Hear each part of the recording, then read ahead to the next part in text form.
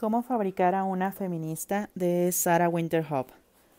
Mi nombre es Dora Torres y voy a leer para ti. Paso 7. Utilización de las mujeres.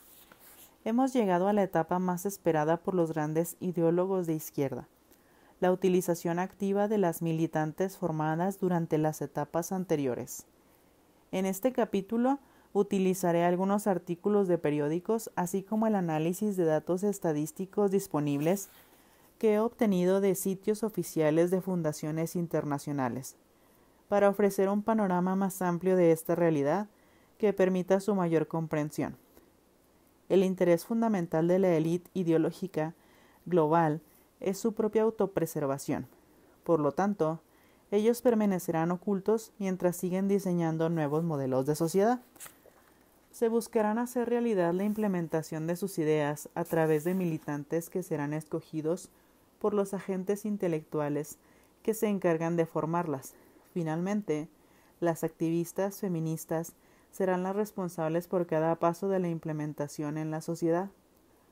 Los agentes intelectuales buscarán distribuir a los militantes en diversas funciones, luego de que han distinguido sus experiencias, contactos, habilidades, intensidad y disposición. Los agentes enviarán las directrices necesarias para la ejecución de cada avance con el fin de la gran toma de territorio en Occidente.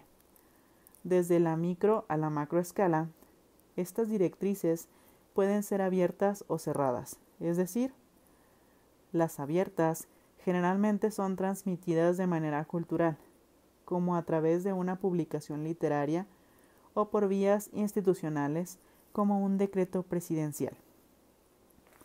Muchas veces se piensa que esas directrices permanecen ocultas o son secretas. En realidad, existen millares de libros alrededor del mundo que describen esos pasos con mucha claridad para que cualquiera que los lea los pueda ejecutar. Por ejemplo, si analizamos la historia, descubriremos que Lenin presentó sus directrices comunistas abiertamente por medio de obras escritas, discursos y leyes de la Unión Soviética. Presta atención a la forma en que Lenin describe con mucho detalle cada paso que deberían seguir los adeptos recién incorporados al Partido Comunista. Su libro se titula precisamente ¿Qué hacer?, publicado en febrero de 1902, y tiene como objetivo servir como una guía práctica para la organización de la militancia bolchevique. La organización de los trabajadores debe ser, en primer lugar, sindical. En segundo lugar, debe ser lo más ancha posible. En tercer lugar, debe ser lo menos clandestina posible. Aquí y en lo que sigue me refiero, por supuesto, solo a la Rusia autocrática. Por el contrario, la organización de revolucionarios debe incluir ante todo personas cuya profesión sea en la actividad revolucionaria. Por eso hablo de una organización de revolucionarios, pensando en revolucionarios socialdemócratas. Frente a esta característica general de los miembros de tal organización, toda distinción entre trabajadores e intelectuales debe desaparecer por completo, por no hablar de la distinción entre las distintas profesiones de unos y otros. Necesariamente, esta organización no debe ser muy extensa, y debe ser lo más clandestina posible.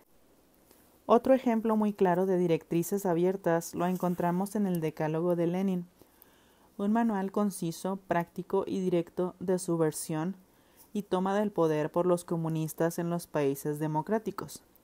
El documento circula abiertamente en la clase política norteamericana y europea desde hace mucho tiempo. Los conservadores norteamericanos dicen haberla descubierto en la ciudad alemana de Düsseldorf en 1919, mientras que los izquierdistas los desmienten y afirman que su elaboración no tiene nada que ver con el Partido Comunista. A pesar de las dificultades en cuanto a su origen histórico, es innegable la semejanza de cada punto de la lista con el desarrollo de las acciones progresistas en el último siglo. Número 1. Corrupción de la juventud y entrega de libertad sexual. Número 2. Infiltración y control posterior de todos los medios de comunicación. Número 3. división de la población en grupos antagónicos y búsqueda de la incitación a las discusiones sobre asuntos sociales. Número 4. Destrucción de la confianza del pueblo en sus líderes. Número 5. Hablar siempre sobre la democracia y el Estado de Derecho, pero en cuanto se presente la oportunidad, asumir el poder sin el menor escrúpulo. Número 6. Colaboración en el vaciamiento, despilfarro del dinero público, desacreditar la imagen del país, especialmente en el exterior, y provocación del pánico y el desasosiego en la población por medio de la inflación. Número 7. Promoción de huelgas, aunque sean ilegales, en las industrias vitales del país. Número 8. Promoción de disturbios y contribución para que las autoridades constituidas no los repriman. Número 9. Contribución a la destrucción de los valores morales, la honestidad y la creencia en las promesas de los gobernantes. Nuestros parlamentarios infiltrados en los partidos democráticos deben acusar a los no comunistas, obligándolos, so pena de exponerlos al ridículo, a votar solamente por aquello que sea de interés para la causa socialista. Número 10. Registro de todos aquellos que posean armas de fuego para que sean confiscadas en el momento oportuno, haciendo imposible cualquier resistencia a la causa. De hecho, alguien escribió todo eso y lo puso en circulación. A pesar del carácter anónimo de su autor, es evidente que los responsables de su publicación sabían exactamente cómo desestabilizar un régimen democrático con el fin de promover la implementación de una dictadura comunista. Ya hemos visto en los capítulos anteriores cómo muchas feministas han escrito abiertamente sobre la destrucción de los principios de la naturaleza de la mujer, el odio al hombre, el rechazo al matrimonio y la maternidad, entre otros temas, desde el mismo inicio del movimiento. Margaret Sanger, 1879-1966, escribió sobre el control de la natalidad durante las 2 primeras décadas del siglo XX. Alexandra Kollontai, 1872-1952, escribió sobre la destrucción del matrimonio, la familia y los hijos en 1917.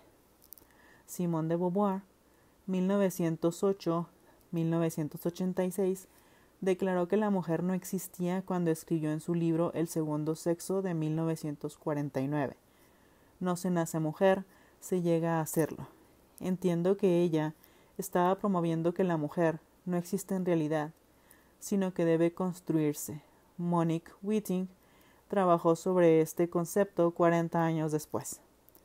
Kate Millett, 1934-2017, escribió que la única manera posible de una mujer para ser feliz sería a través de la revolución sexual, practicando y promoviendo la homosexualidad y teniendo relaciones sexuales antes del matrimonio y en la adolescencia. Muchos de los que discrepan con las ideas feministas pueden pensar que estas son solo un montón de tonterías proclamadas por mujeres locas y amargadas, pero lo que quisiera recalcar es que tales ideas siempre han sido directrices abiertas distribuidas para la sociedad en general. Toda la información que nos permite conocer la ideología feminista siempre estuvo abierta al público. Nuestro desconocimiento es más por apatía y pereza académica, y esa negligencia ha sido uno de los mayores aliados en el avance de la agenda progresista. Hay también directrices cerradas, es decir, aquellas que solamente serán entregadas a través de un contacto privado, discreto o hasta secreto entre las cúpulas más altas de la militancia, como financistas e intelectuales, hasta las más bajas como activistas, ejecutores y otros participantes. Recuerdo una convocatoria que recibí cuando todavía formaba parte del movimiento feminista en el año 2013. Era una gran convocatoria para los líderes de izquierda de todo Brasil. La invitación fue enviada por líderes de alto nivel y era de naturaleza privada y personal. La reunión estaba programada para un domingo por la mañana en la Asociación Brasileña de Prensa, un indicador de los vínculos de la prensa de Brasil con la izquierda. en Río de Janeiro, que durante los fines de semana está totalmente vacío.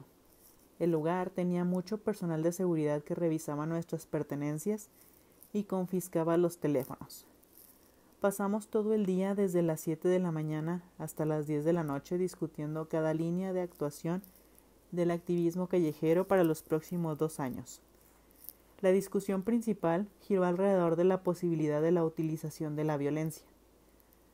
Fueron horas de deliberación entre los líderes que tenían derecho a voz y voto. Al final, se decidió que los movimientos de izquierda conocidos tradicionalmente continuarían actuando de manera pacífica, mientras las acciones violentas serían realizadas por grupos que se adhieren a la técnica conocida internacionalmente como bloque negro, es decir, individuos que usan máscara de color negro, protestan de manera violenta usando la fuerza física y llevan a cabo otros hechos de connotación terrorista, como la destrucción del patrimonio público y privado, usando bombas, cócteles Molotov y otros artefactos explosivos en contra de sus opositores, la policía u otras fuerzas de coerción.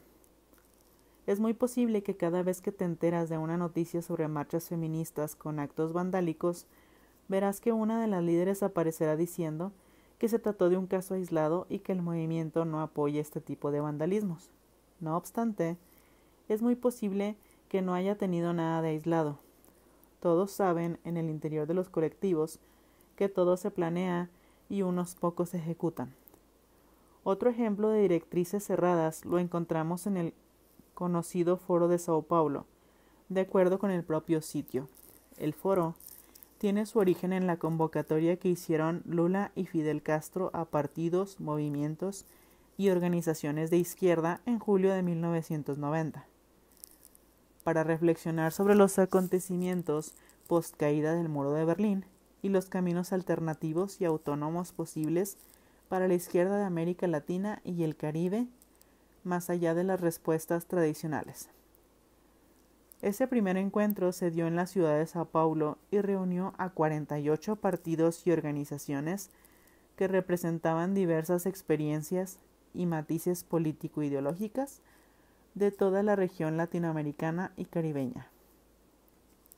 De ahí salió la Declaración de Sao Paulo, documento histórico que expresa la vocación, los principios y objetivos de todos los partidos y movimientos ahí presentes.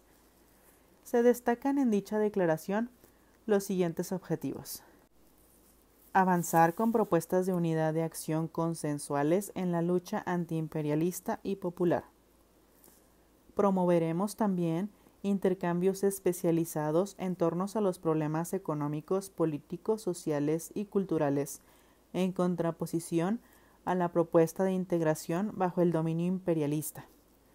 Definiremos las bases de un nuevo concepto de unidad e integración continentales. En el segundo encuentro, realizado en la Ciudad de México en 1991, se consagró el nombre Foro de Sao Paulo, dando inicio a la construcción de una articulación latinoamericana y caribeña de partidos y movimientos políticos en oposición al neoliberalismo y al imperialismo. Comprometida con una propuesta de integración regional, la reafirmación de la soberanía y de la autodeterminación de América Latina y el Caribe de nuestras naciones. Ya son más de 30 años de encuentros anuales en toda la militancia del foro. Allí participan gobernantes, financistas y activistas para la remodelación y la conquista latinoamericana conformes a su ideología. El filósofo Olavo de Carvalho explica la naturaleza y la conformación de esta organización de la siguiente manera. El Foro de Sao Paulo es la organización política más grande que ha existido en América Latina y sin duda una de las más grandes del mundo. Reúne a más de un centenar de partidos legales y varias organizaciones criminales vinculadas al narcotráfico y la industria del secuestro como las FARC y el MIR chileno, todos comprometidos con una articulación estratégica común y la búsqueda de ventajas mutuas, Nunca antes en el mundo, a una escala tan gigantesca, se había dado una convivencia tan íntima, tan persistente, tan organizada y duradera entre la política y el crimen. El feminismo también cuenta con sus propias directrices y modos de actuación particulares. Como ya vimos en los capítulos anteriores, los intelectuales adaptarán la tradicional lucha de clases al contexto femenino con el fin de integrar a las mujeres en la lucha como agentes activos. La lucha de la mujer feminista sería en contra de su tradicional opresor, el hombre, buscando reivindicar su cuerpo, el cual es el objeto directo de la opresión. El sexo surge como la supuesta arma de liberación de las mujeres, aunque en realidad es lo que se ha controlado a las mujeres por lo menos durante las últimas 7 décadas. El escritor norteamericano Michael Jones explora toda esa temática en una obra completa llamada Libido Dominandi, donde reflexiona desde una perspectiva histórica y filosófica sobre la forma en que la sexualidad humana y lo que se denomina liberación sexual ha sido realmente utilizada como un instrumento de dominación política. A continuación, una cita bastante larga de ese autor, porque considero que es sumamente importante ya que se trata del mayor especialista en revolución sexual del mundo. La revolución sexual es contemporánea al tipo de revolución política que se inició en Francia en 1789, es decir, no estamos hablando de simples adicciones sexuales cuando usamos el término revolución sexual, sino más bien de la racionalización de la adicción sexual, seguida de sus consecuencias financieras y económicas. Explotación económica, movilización política como forma de control. Hoy ya no es un secreto que el deseo sexual también es una forma de adicción.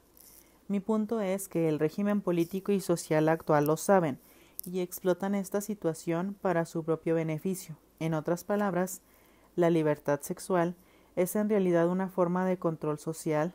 Realmente estamos hablando de un sistema gnóstico de doble verdad.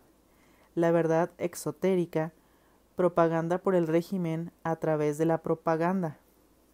La educación sexual, las películas de Hollywood y el sistema universitario. La verdad, en otras palabras, para el consumo general, es que la liberación sexual es libertad. La verdad exotérica que configura el manual de operaciones del régimen, es decir, las personas que se benefician de la libertad, es exactamente lo contrario, o sea, la liberación sexual es una forma de control de mantenimiento del régimen gobernante explotando las pasiones de tontos que se identifican con sus pasiones y el régimen que ostensiblemente les permite ser gratificados. Aquellos que sucumben a sus pasiones desmesuradas reciben luego racionalizaciones del tipo que abundan en las páginas web y luego son moldeados en una poderosa fuerza política por expertos en la manipulación del flujo de imágenes y la racionalización.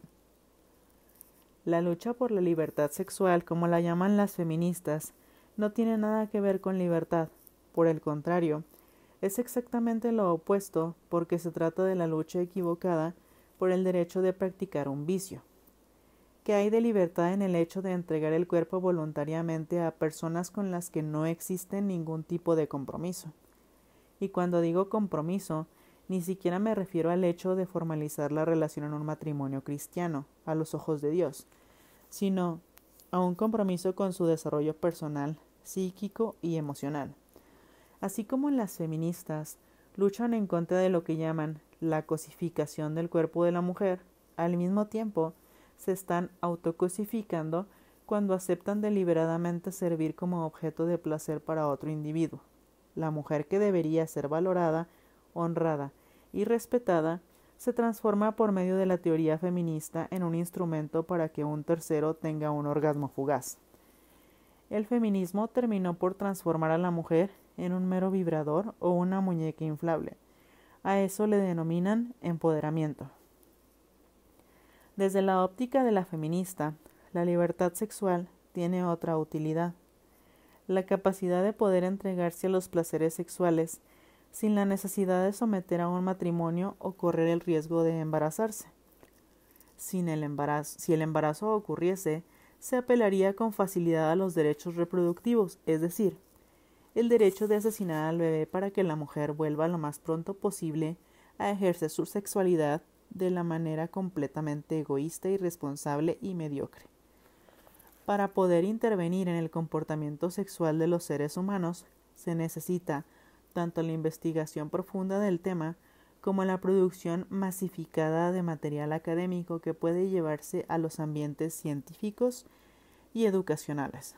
Por lo tanto, las activistas solo podrán entrar en acción si alguien contribuye con los medios de acción. Financiamiento y desarrollo de la temática feminista.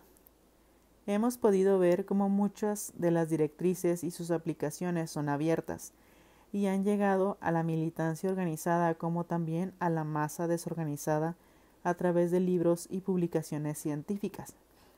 Esto no significa que estas publicaciones surgieron de un interés espontáneo que produjo el deseo en las mujeres de investigar profundamente estos temas. Lo que hubo fue un financiamiento masivo para estimular el trabajo de producción de contenido académico y científico sobre la temática feminista.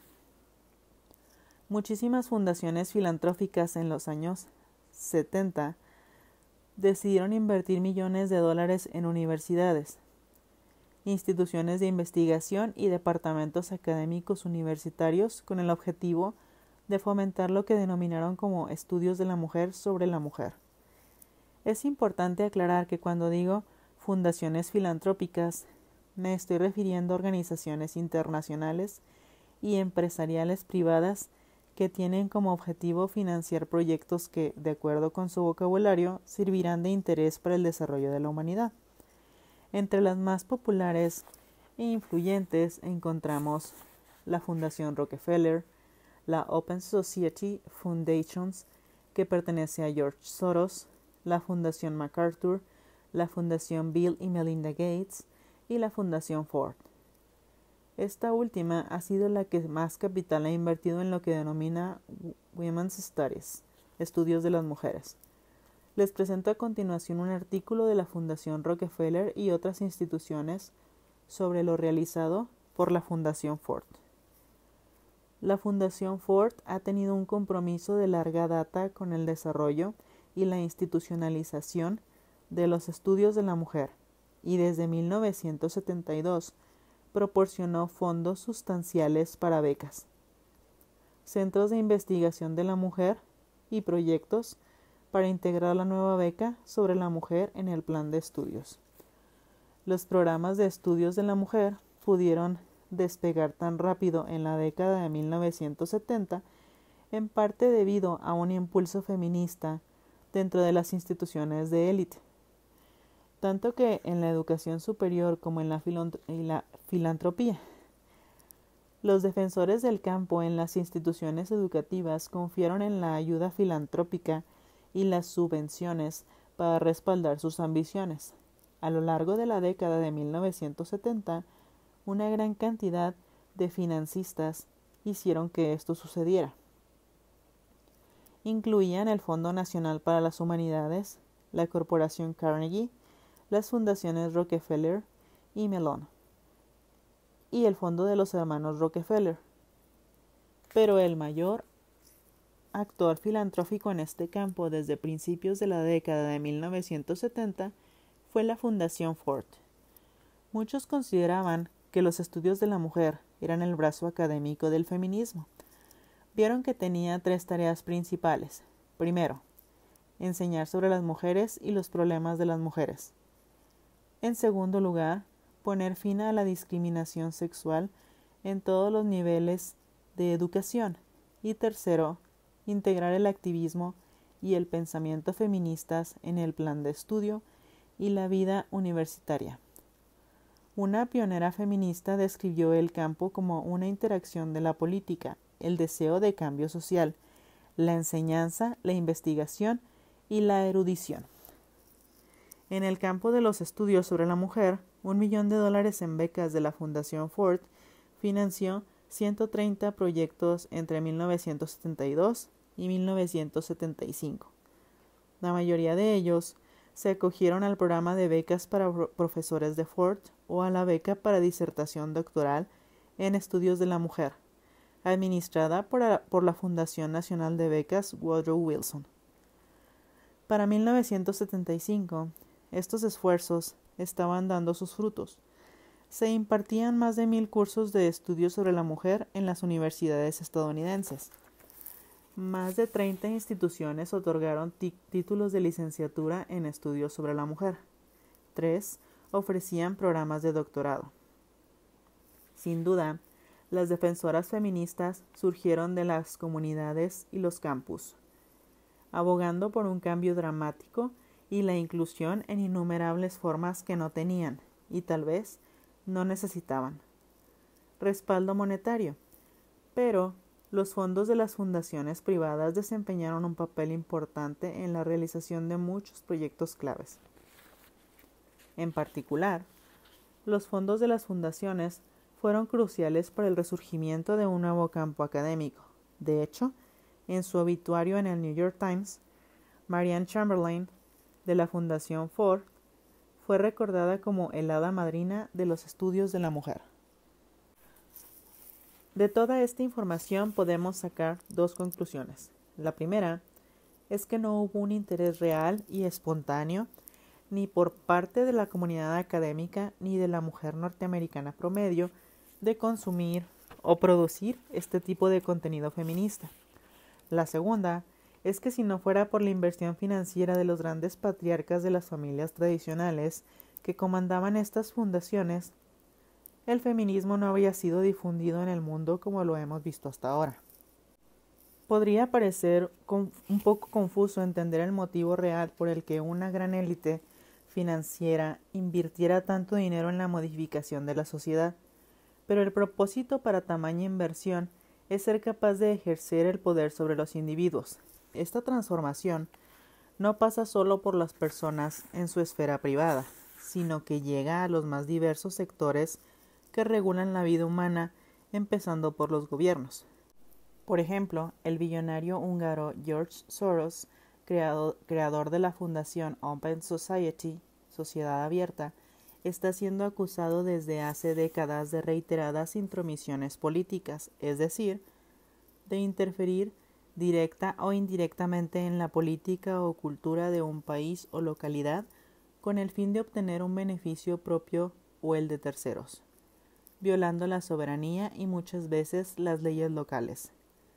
Desde hace por lo menos 2 décadas que la Fundación de Soros ha financiado movimientos de izquierda en Brasil, tal como lo señala el artículo del periódico La Gaceta do Povo.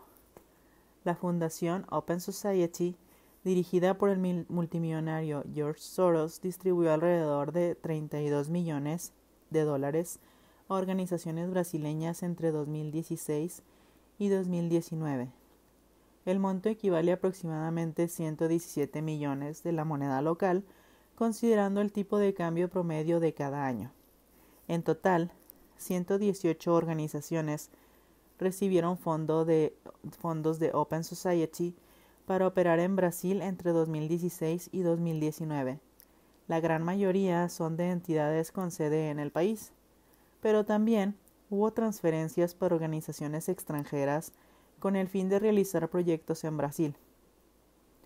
Es muy probable que el monto de Open Society aplicado en Brasil sea aún mayor, ya que algunas de las entidades internacionales financiadas por Open Society operan en varios países al mismo tiempo. Además, la organización asigna recursos directamente a investigadores individuales. Este monto no fue incluido en el cálculo realizado por el informe. Los principales temas tratados por estas organizaciones son la legalización del aborto, la legalización de las drogas, el desarme de la población, incluso para autodefensa, la diseminación de la ideología de género, la excarcelación de criminales, la lucha para liberar a los criminales de la cárcel. Al analizar el informe de inversiones anuales de la propia Fundación Open Society, es posible examinar el carácter objetivo de cada institución. Algunas son educativas, otras de investigaciones académicas, investigaciones laborales y producción de material impreso y digital para la propagación de estos mismos ideales y la formación de líderes y activistas. Además, de acuerdo con la página oficial de finanzas, solamente en el año 2020 la Fundación invirtió $81.9 millones para financiar lo que denomina movimientos e instituciones para los derechos humanos. En el mismo sitio web hay un espacio dedicado a la oferta de becas para activistas y movimientos del mundo. Ahí es posible leer las orientaciones y requisitos para finalmente postularse con el fin de recibir los fondos. Se pudieron encontrar 7 programas abiertos para recibir candidatos en 2013, entre los que se encuentran: Número 1. Liderazgo con becas gubernamentales. Otorgará subvenciones individuales a exfuncionarios gubernamentales de alto nivel y al personal que haya desempeñado un papel importante en el avance del cambio social. Número 2. Beca de igualdad de Soros. Busca apoyar a las personas que creen que se convertirán en líderes innovadores a lo largo plazo, los cuales impactarán la justicia racial. Número 3. Becas de justicia Soros. Financian a personas destacadas para emprender proyectos que promueven la reforma, estimulen el debate y catalicen el cambio en una variedad de problemas que enfrenta Estados Unidos en su sistema de justicia criminal. Número 4. Programa América Latina. Enfoca su financiamiento en rendición de cuentas y transparencia, política de drogas, derechos humanos, seguridad ciudadana y reducción de homicidios. Iniciativa de Sociedad Abierta para África Oriental. Invita a las organizaciones a favor de la democracia en la región a presentar sus solicitudes. Número 6. Beca de la Juventud de Puerto Rico. Apoyarán a activistas entre 21 y 35 años que quieran implementar un proyecto que promueva la descolonización y la justicia climática en Puerto Rico. Número 7. Beca de Artes Soros. Apoya a artistas innovadores de mitad de carrera y productores culturales que promueven el cambio social en todo el mundo. La beca les proporciona a los artistas los recursos para desarrollar un proyecto a gran escala, en sus propios términos y en sus propios contextos locales. También es posible averiguar sobre antiguos programas e instituciones becadas. A continuación, encontrarán algunos que llamaron mi atención, especialmente los proyectos que tratan de la diseminación del movimiento feminista y la ideología de género. Número 1. Atendadas candidatas. $100,000 para apoyar el trabajo del beneficiario en el fortalecimiento de las mujeres líderes emergentes en Brasil. Año 2021. Curiosamente, un año antes del año electoral. Les brindó a las candidatas feministas tiempo y recursos económicos para sus campañas electorales. Al año siguiente, más feministas lograron llegar al Congreso y a los gobiernos estatales. Número 2. Asociación Casa Cultural El Chontaduro. $100,000 para brindar apoyo a nivel organizacional en la búsqueda del trabajo por los derechos de las mujeres, justicia de género, en Cali, Colombia, año 2021. Número 3. Asociación Movimiento Feminista por la Paz, Ruta Pacífica de las Mujeres. $210,000 para apoyar el trabajo del beneficiario para aumentar la participación política de las mujeres en áreas rurales y marginadas, año 2021. Número 4. Fundación Artemisas. $190,000 para apoyar el trabajo del beneficiario sobre el liderazgo de las mujeres en Colombia, año 2021. Número 5. Fundación Las Locas o Les Loques. $50,000 para avanzar en la salud y los derechos de las mujeres transgéneros en Colombia, año 2021. Número 6. Pontificia Universidad Javeriana, Bogotá. $150,000 para apoyar la iniciativa Mujer y Política Fiscal del Observatorio Fiscal, año 2021. Número 7. Corporación Humanas, Centro Regional de Derechos Humanos y Justicia de Género. $90,000 para apoyar al desarrollo del beneficiario de un grupo de nuevas mujeres líderes en Chile, año 2020. Número 8. Morras Ayuda Morras. $20,000 para explorar nuevas narrativas feministas destinadas a apoyar la emancipación de las mujeres en las periferias de México. Año 2020. Número 9. Semillas Sociedad Mexicana Pro Derechos de la Mujer. $340,000 para apoyar el trabajo del beneficiario sobre la participación de las mujeres en la democracia. Año 2020. Número 10. Asociación Pro Bienestar de la Familia Colombiana, Profamilia. $200,000 para promover los derechos sexuales y reproductivos de las personas con discapacidad, en especial de las mujeres con discapacidad, y fortalecer el liderazgo de las personas con discapacidad en estos temas en 4 ciudades de Colombia, año 2019. Conocida como Profamilia, en el territorio colombiano, es la red de clínicas de aborto más popular del país. Número 11. Instituto de Liderazgo Simone de Beauvoir. $730,000 para desarrollar las capacidades de mujeres y jóvenes indígenas con el fin de usar herramientas de responsabilidad social para monitorear los servicios de salud reproductiva en 12 estados de México a través de una perspectiva de género y multicultural. 2016. Estos son apenas algunos de los más de 60 proyectos financiados en Latinoamérica en los últimos 6 años. El total de la inversión de la Fundación para este tipo de causas desde su existencia y en todo el mundo ha sido de $18 billones. Mi intención al mencionar todos estos diferentes aportes que no están directamente relacionados con el feminismo como tal es mostrar que el feminismo no es un movimiento aislado, sino que es un fenómeno integral de transformación de la sociedad. Es obvio que no podemos salir acusando a todas las feministas de ser potencialmente financiadas por Soros o cualquier billonario. Entre tanto, muchas acaban por ser parte de la red de militancia pagada sin siquiera darse cuenta, al ser contratadas como funcionarias de estas instituciones.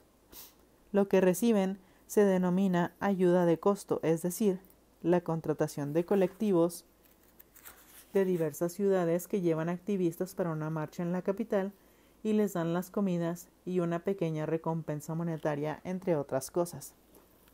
Esto es lo que hicieron conmigo.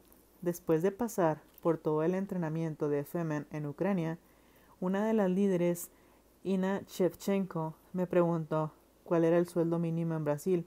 Le respondí que eran unos $200 mensuales, y decidieron pagarme eso semanalmente para ayudarme a organizar el movimiento en Brasil. Los pagos eran hechos a través del servicio de envíos internacionales Western Union, siempre en el nombre de la fundadora de Femen, Anna Utsol. Mientras estuve en Ucrania, intenté algunas veces preguntar por el origen del dinero para mantener la oficina que estaba ubicada en una zona costosa de Kiev, así como para el financiamiento de las protestas y demás requerimientos. De hecho, nunca me dijeron, pero lo cierto es que no se originaba a partir de la venta de camisetas. Yo era novata en el movimiento feminista, y el pago puede no ser mucho, pero se debe considerar que las activistas de Femen eran cientos de jóvenes en más de 10 países en su momento más alto. Llegué a mi país y mi función principal era la organización del movimiento y buscar ser popular en Brasil para atraer más activistas. Las protestas eran ideadas por las ucranianas y encomendadas directamente a mi persona. Yo misma tenía algunas ideas de protestas, pero antes de ejecutarlas tenía que consultarles y obtener su aprobación. Además, recibíamos también donaciones espontáneas de la sociedad en general, y hubo un momento en que llegaban a un promedio mensual de $50,000. En palabras de mi amiga investigadora y también escritora argentina, Lupe Batallán, no era revolución, era negocio. Mientras la gran masa de activistas seguía creyendo que eran los responsables de hacer del mundo un lugar mejor, la realidad es que eran parte de un esquema político de dominación capitalista territorial. Es indudable que la élite global invierte dinero para lograr la modificación de la sociedad y utilizará a la juventud para lograr sus fines. Lo harán a través de la promoción de las cuestiones raciales, de género, climáticas o del feminismo. La juventud actual se siente comprometida con estas diferentes causas al mismo tiempo. Por ejemplo, la misma feminista es antifascista, vegana, lucha contra el racismo y batalla contra el cambio climático. A esa multiplicidad de causas se le denomina interseccionalidad, es decir, la interacción entre dos o más factores sociales que definen a una persona. Esa es la razón por la que procuro no enfocarme solamente en el feminismo, sino en todas las otras causas que se mueven en conjunto en la sociedad. El tiempo ha transcurrido, pero las inversiones para buscar profundos cambios sociales de diferente índole se han seguido realizando por todo el mundo. Por ejemplo, el año 2020 estuvo marcado por muchas circunstancias difíciles en la pandemia del COVID-19. Las elecciones norteamericanas y las protestas violentas de los grupos conocidos como Black Lives Matter y Antifa. A continuación, destaco algunas partes dignas de análisis de un artículo producido por el New York Times en ese mismo año.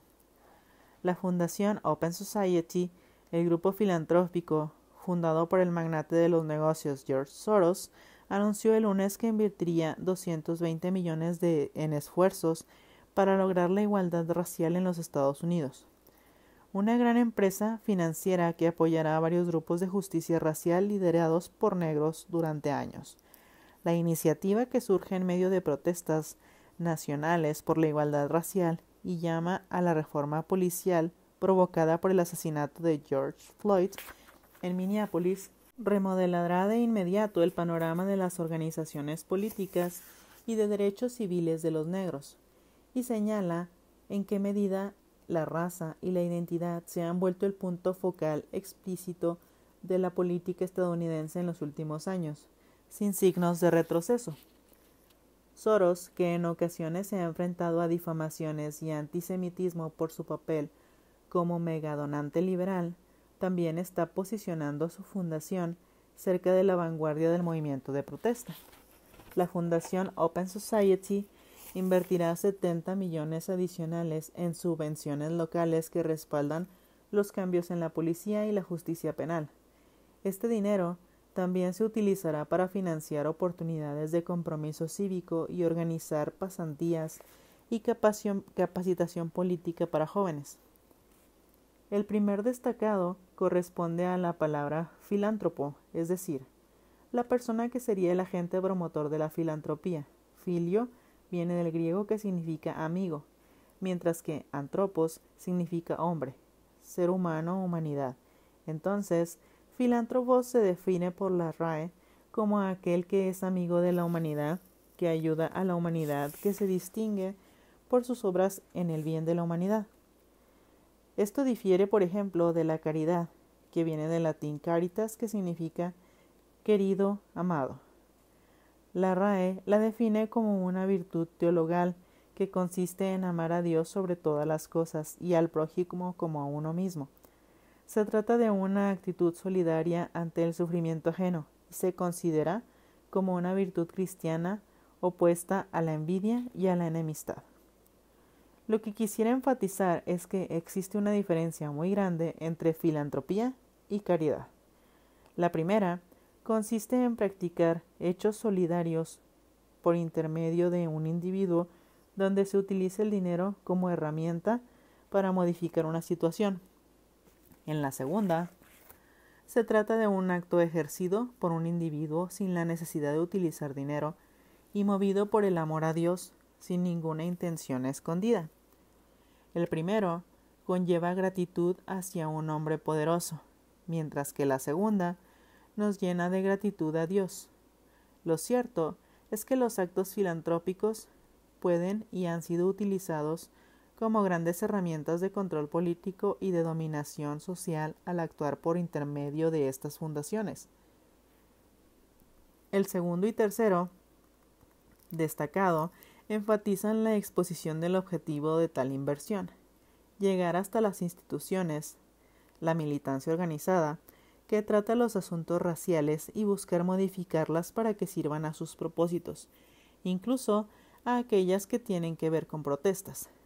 El cuarto destacado habla abiertamente de la interferencia en las instituciones coercitivas, como la política y la justicia burocrática, con el objetivo evidente de favorecerse con esa interferencia.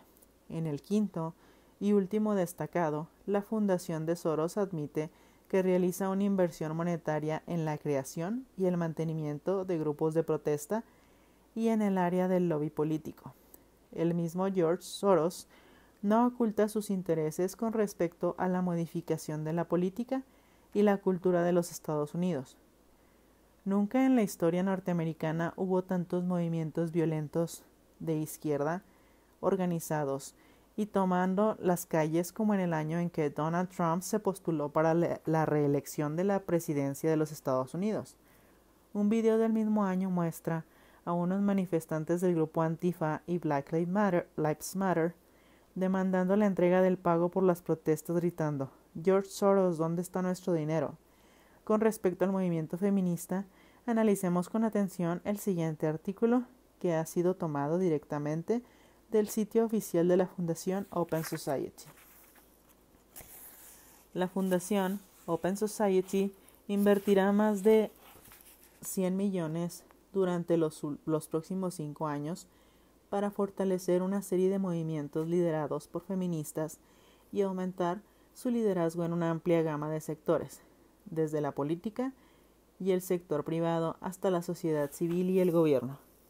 La mayoría de los fondos ayudarán a fortalecer organizaciones y fondos feministas en todo el mundo. Open Society se enfoca en hacer crecer el liderazgo político feminista transformador a través de inversiones explícitas en iniciativas que apoyen a más mujeres transgénero y personas no conformes con su género en posiciones de liderazgo en la política y el gobierno.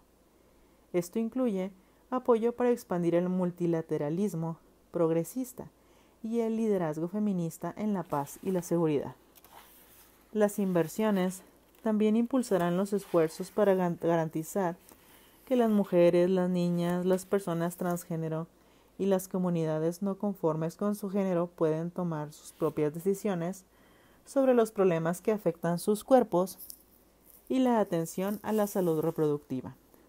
La Open Society invertirá en varias iniciativas de justicia de género que incluyen: número 1. Desarrollar y sostener líderes feministas transformadoras en la política y el gobierno, con un enfoque en las líderes de identidades minoritarias.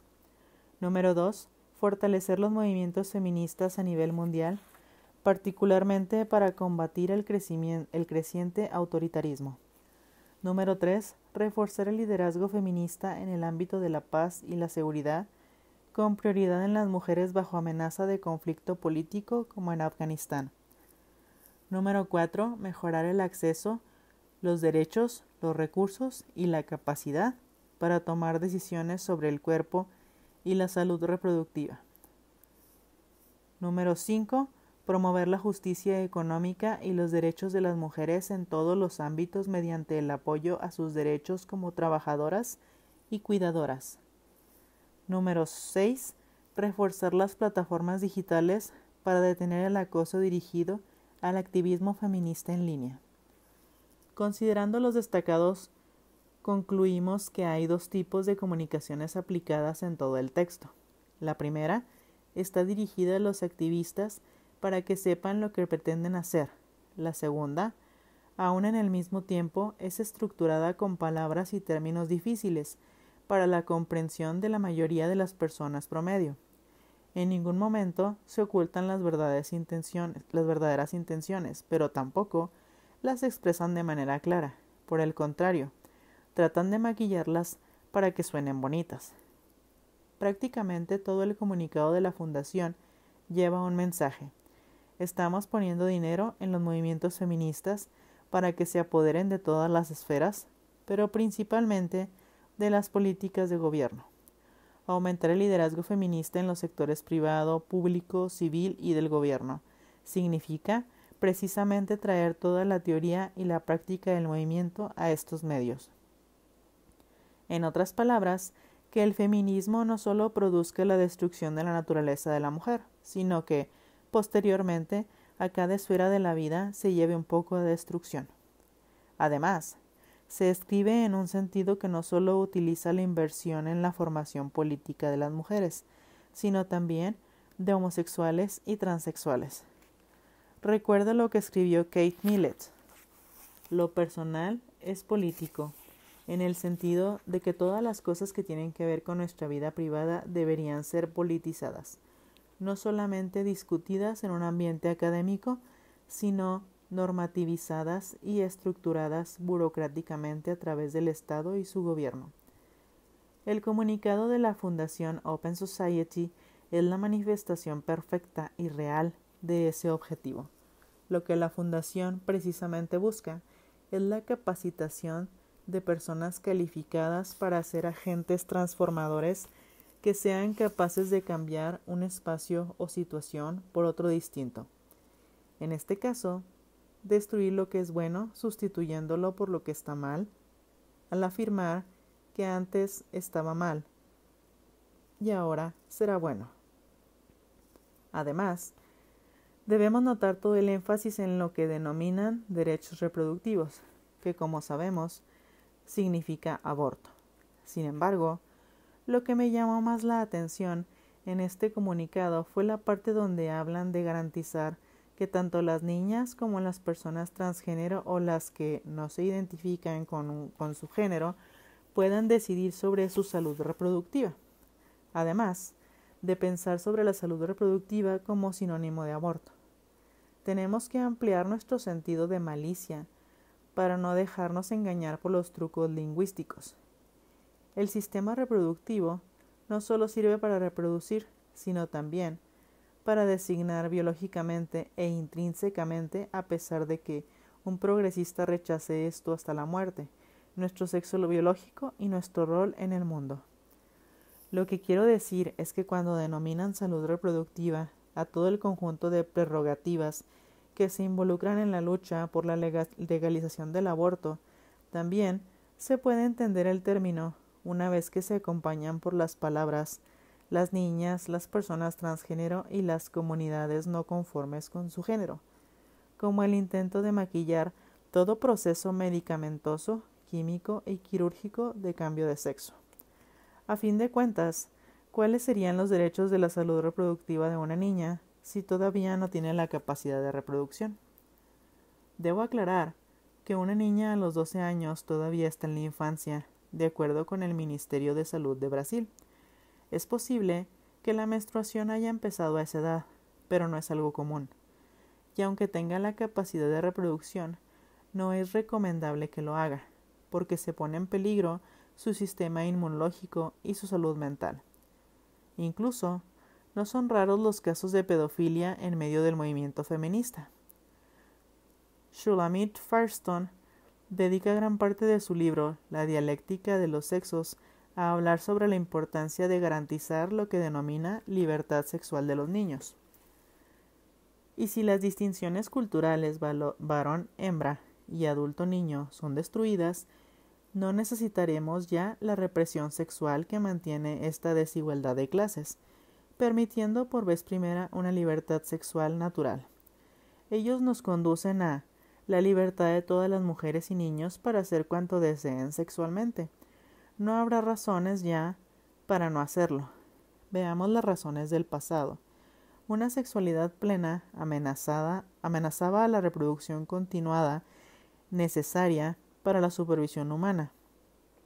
Por esto, a través de la religión y otras instituciones culturales, debía restringirse la sexualidad a fines reproductivos, pasando todos los placeres sexuales no reproductivos a ser considerados inclinación desviada o algo peor. la libertad sexual de las mujeres, habría puesto en entredicho la paternidad del niño, amenazando así al patrimonio. La sexualidad infantil debía ser reprimida por cuanto constituía una amenaza para el precario equilibrio interior de la familia. En el mismo sentido, Carol Seymour Jones señala que entre algunas de las precursoras del movimiento feminista hubo una cierta inclinación a barrer con las edades mínimas para expresar la sexualidad. Simone de Beauvoir también es un gran ejemplo de la militancia en la práctica de la pedofilia, además de haber firmado una carta con otros intelectuales franceses de izquierda para apoyar la reducción de la edad consensual sexual a los 12 años. A la más popular de las feministas se le confiscó su licencia de maestra y el gobierno francés le impidió trabajar en escuelas o como tutora particular después de que se descubriera una serie de escándalos en los que se le acusa de haber abusado sexualmente de una cantidad de sus alumnas, junto a su compañero y también filósofo Jean-Paul Sartre. Desafortunadamente, las conexiones entre el movimiento feminista y la práctica de la pedofilia son tan grandes que no las puedo abarcar en este capítulo, pero pienso que este tema merece que le dedique un libro entero. Volviendo al informe, por último, termina revelando que la inversión millonaria también tiene como objetivo la represión de los que piensan y actúan diferente a través de una dictadura de los medios de comunicación y las redes sociales. Finalmente, piensa en que este fue un pequeño análisis de solo los últimos 6 años de una única fundación, considerando que estos agentes existen desde hace alrededor de un siglo. Se hace prácticamente imposible calcular en datos, estadísticas o artículos su efecto en la sociedad. Aunque tengamos todos estos números, no es difícil percibir que esta estrategia ha funcionado muy bien. Basta mirar a nuestro alrededor para darnos cuenta de que el plan ha sido perfectamente ejecutado y sigue en plena marcha. La historia real de Ni Una Menos. Está claro que la élite izquierdista acabó por crear su propia red de militancia, pero suelen robar y cambiar otras que sí se originaron de manera espontánea, como fue el caso del movimiento popular Ni Una Menos. De acuerdo con el sitio oficial del movimiento, Ni Una Menos nació ante el hartazgo por la violencia machista que tiene su punto más cruel en el feminicidio. La demanda y la defensa del derecho al aborto es parte de nuestro derecho a la soberanía de nuestros cuerpos, a gozar, a ser madres o no serlo, a parir como queremos y con quien queremos. Algo me sonó un tanto raro después de una lectura detallada del sitio. Por ninguna parte pude encontrar una sola referencia a Chiara. Casi todos los que están involucrados en la lucha pro vida o pro aborto en América Latina han escuchado hablar del movimiento Ni Una Menos. ¿Han visto los videos de sus protestas?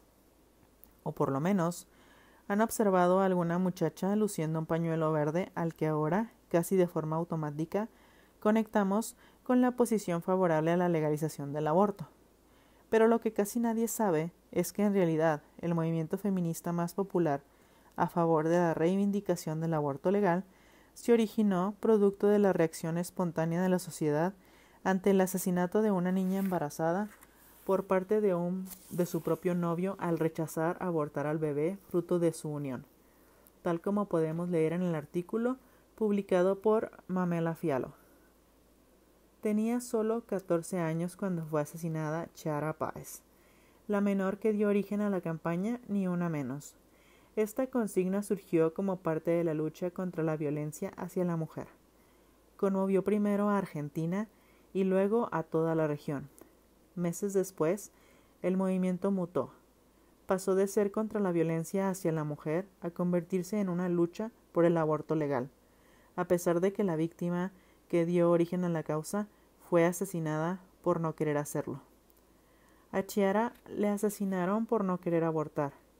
Nunca hizo proselitismo pro vida, pero siento que a nivel nacional por mi postura quedé fuera del movimiento de mujeres, explica Verónica Camargo, madre de Chiara. Chiari no se animó a contarme que estaba embarazada. Se lo había dicho a una tía, pero era tan pesado el secreto que la tía terminó contándomela. Mi hija estaba muy angustiada. Le había dicho que o abortaba o se mataba. Al final, Cherry me lo dijo y juntas decidimos continuar con el embarazo. Le dije que iba a ayudarla. Ella estaba feliz, más allá del susto, explicó Verónica. Por meses, Verónica Camargo fue el rostro de la campaña Ni Una Menos, reclamando justicia para su hija y su nieto.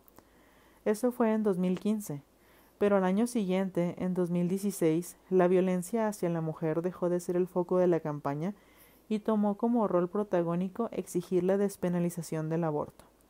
Desde entonces, Verónica se desvinculó y fue desvinculada del movimiento feminista en el que se convirtió Ni Una Menos, pues su hija murió por no querer abortar y las feministas, que alegan luchar contra la violencia hacia la mujer, llaman derecho a matar a criaturas que están en el vientre de sus madres. Para 2018, Verónica afirmó su postura y defendió la postura provida cuando se debatió la despenalización del aborto en Argentina. Defendió la vida desde la concepción ante la Cámara de Diputados. Ella, al igual que la madre de otra víctima de violencia, reprocharon el uso de la vida y la muerte de sus hijas para pedir matar a los niños de otras madres en sus vientres. Pueden darse cuenta de que inicialmente la sociedad se organizó de manera espontánea para manifestarse en contra de un tema totalmente legítimo: la violencia contra la mujer. Entretanto, el motivo central de la queja era una piedra en el zapato para el feminismo: el hecho de que una multitud marchara porque se perdió la vida de un bebé en el vientre de la madre. Era necesario coartar esta idea y cambiarla para que pudiera encajar en los moldes feministas. Lo que les interesa en esta historia es la muerte de la chica de 14 años, pero no por las razones que despertarían el enojo en cualquier ser humano decente, como la violencia y la imputabilidad del actor de este acto despreciable, sino por lo que a ella ciertamente le serviría como herramienta de subversión: la legitimación de la idea de feminicidio y de la afirmación del hombre como el verdugo natural de una mujer. La violencia contra la mujer es un problema real que afecta a muchísimas mujeres distintas alrededor del mundo. ¿Quién nunca tuvo una tía o una vecina víctima de violencia? Este es un tema que genera fácilmente empatía, identificación y compromiso por parte de la sociedad. Eso nos permite entender por qué Ni Una Menos creció exponencialmente, y una vez que las feministas se apropiaron del movimiento, acabaron por absorber toda su agenda, principalmente en el tema de la legalización del aborto. Por eso, la mamá de Chiara abandonó el movimiento cuando se dio cuenta de que un movimiento que había sido generado genuinamente para buscar justicia por su hija había sido transfigurado en un instrumento para legalizar el aborto en Argentina.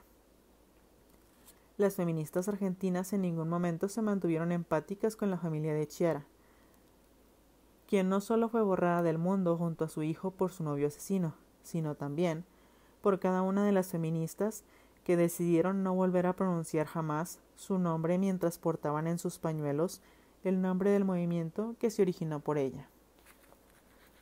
Jana de Femen.